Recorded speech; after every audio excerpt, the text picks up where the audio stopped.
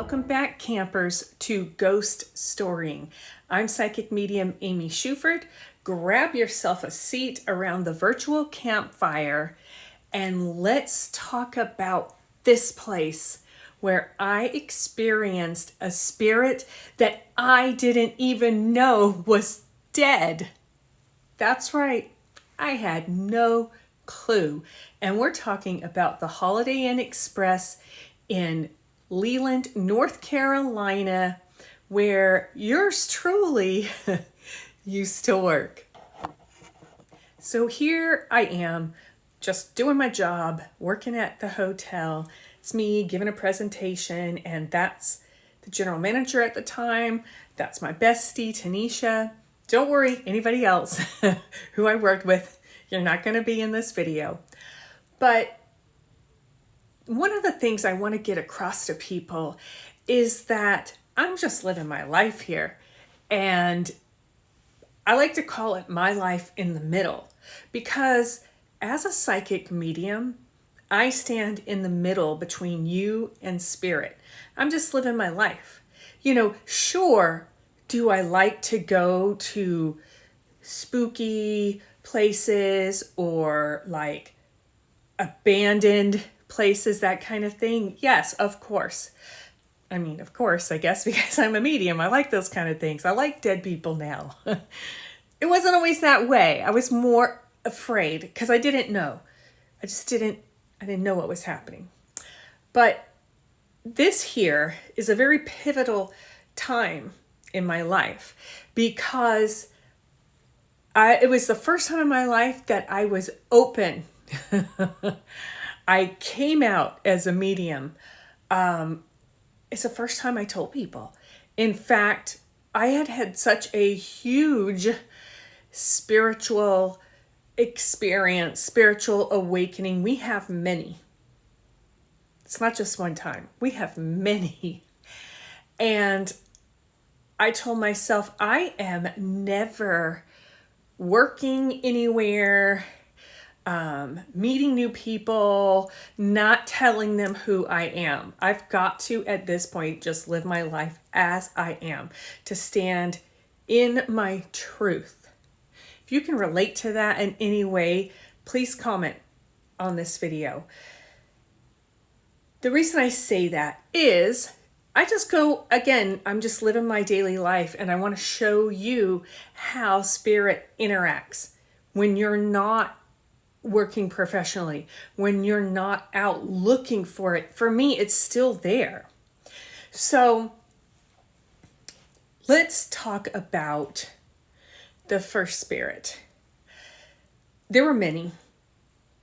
But the first spirit we're going to talk about is the lady in white. So let's talk about the lady in white. Now, before we do that, take a look at that cutie right there. Not me, my godson. That's Donnie, and he sure was so little there. Oh my gosh, he did grow up there, basically. And we're standing at the front desk. Anyhow, the lady in white. Now, there were a lot of transient spirits, just like people coming in and out.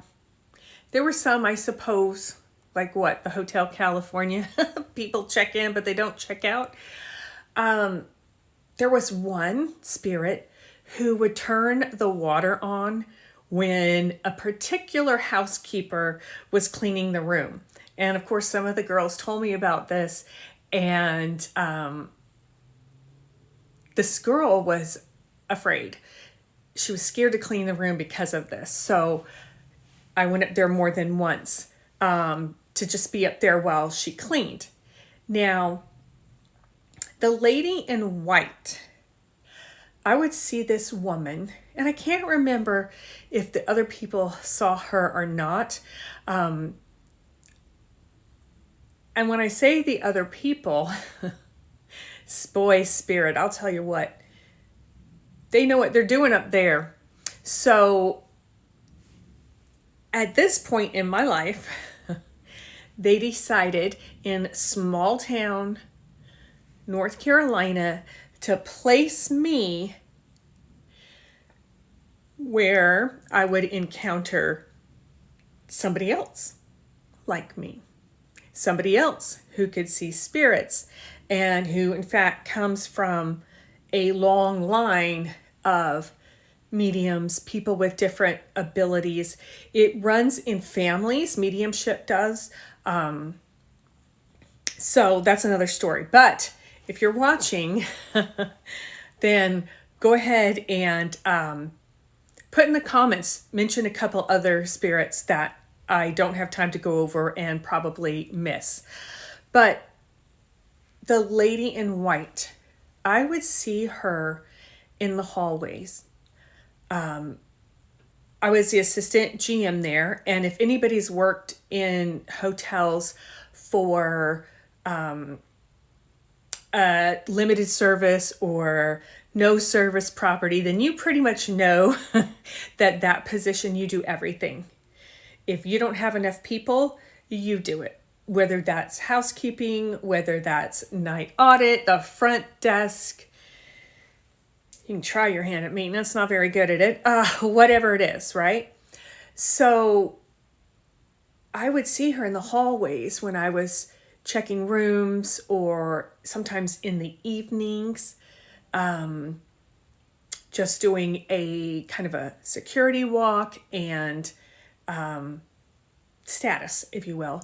So she had on long, like period clothing, circa 1800s maybe, long sleeve, white dress, the tight little waist thing and long kind of flowy, no, what do they call that thing in the back? The boost, no boost, not that puffy thing in the back. It looks like a bird cage that they wear anyhow under their clothes.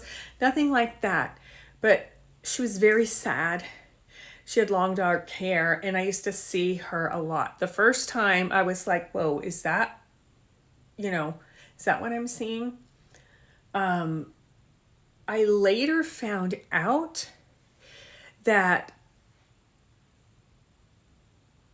well, as my own connections with spirit grew, we'll put it that way, she told me more about herself. But she was looking for her baby. She was very sad. She was looking for her baby. She couldn't find her baby. And you have to remember that in any places, anywhere that you are, there are some spirits that are there because of the land and what the land was before, right? I mean, obviously this is Holiday Inn Express. They didn't have those back then. Sometimes spirits are there for you. Doesn't matter whether you're a medium or not. They're there for you because you are there. And either they can help you with something or you can help them with something. They identify with you in a certain way. Now, of course, she knew that I could see her. She knew that I could communicate with her. But still, that's kind of how it works. Sometimes they identify with you. So that was the lady in white. I used to see an elderly gentleman in the laundry room. But one of my most pivotal encounters came with a spirit that I encountered by the pool during night audit. Don't forget to like and subscribe, right, Savannah Moo? Yeah. Okay, so this next spirit that we're going to talk to, this was a really, I'm going to say pivotal. I think I've used that word earlier, but he was a very pivotal spirit, and his name is Mike. Now, this is the pool, the good old indoor pool that they have at Holiday Inn Expresses and maybe some Holiday Inns, but I wanted to show you a picture of the door, and it was really hard to find one because, I mean, who wants to take a picture from that perspective? But it was on Facebook, so there you go. That's why we have these little light thingies. It was one of those nights that I was working night audit. So covering that shift, and it can be creepy just because nothing to do with spirits, but just because working alone and having to leave the desk to put all the little receipts under the doors and just do your kind of scheduled walk-arounds, that's kind of creepy, y'all, okay? So another thing is that think about how it can be in the summer with kiddos and people coming in and out and just the lobby full and all the ruckus. Now, most people who have had a career in hotels are going to tell you that they thrive on chaos. It's true. It's true. But I was tired. And at 10 o'clock, one of the things that you do is check to make sure that this door is locked, that there's nobody else in the pool.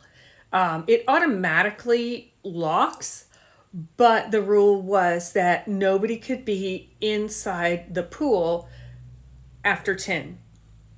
So, I don't know. It was a little bit after 10 because I always gave it just a little breathing space there.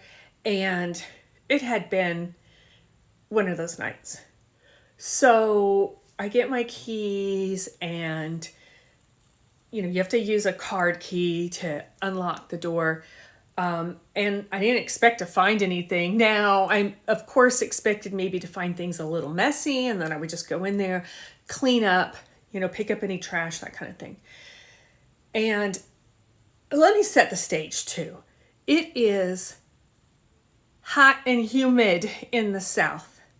And then you have this pool that the thermostat is like 80 degrees. It is hot in there. I come around the corner from the front desk and I'm like, oh my God, are you kidding me? There is a guy that, I don't know, I'm bad with age, but maybe he's 20, late teens or 20. He's wearing black jeans, a black hoodie, doesn't have his sleeves rolled up, has his hoodie pulled. And I'm like, my God, first of all, it is so hot. How are you not just like dying? No pun intended, but how are you not like just dying? I was mad, to be honest. I was really mad because I was like, oh, I hope he doesn't give me any trouble, right? Trying to get him out. And I'm like, what is he doing in there anyway? So your mind goes to, for your own safety, you're thinking, okay, is he drunk? Is he on something? Because it's a billion degrees outside and it's hot as heck in there. What are you doing? Okay, so I had to check myself, right? I had to make sure that I didn't appear angry, that, I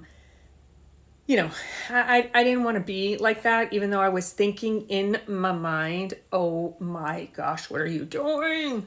So I got my keys, not that forceful, but I still think about it now because I was like, oh my God, what are you doing in there? And I put the keys in the door, opened the door, and I stepped towards him and poof, he's gone. What in the hell? I didn't even know he was dead. I had no clue. He looked solid.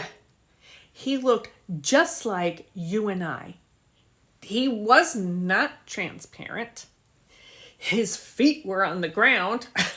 He gave me absolutely no indication that he was dead. And it was as if a memory was coming back. Because y'all, as a child, I didn't know some people were dead. I had no clue. Because I can see spirits that look just like you and me. Solid. Or I can see them, kind of transparent. Sometimes you catch just the upper part of their body. All kinds of weirdness. However they want to present themselves to you. But this guy was solid. What in the world? What in the world? Again, it was a major turning point because all of my abilities were just flooding back at this time. I mean, there are times where this world and the next world just overlap. That's the best way I can describe it. They just overlap. So Mike, I later found out from him, and I saw him a lot after that. I never saw him solid like that before, but he really, really wanted to make sure I saw him. And Mike told me how he died. He didn't show me, but he told me how he died. Oh, well, he just told me now more. But Mike killed himself.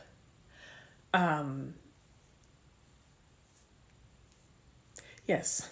So Mike had ended his own existence here, and he really was there for me. From that moment forward, I knew that, well,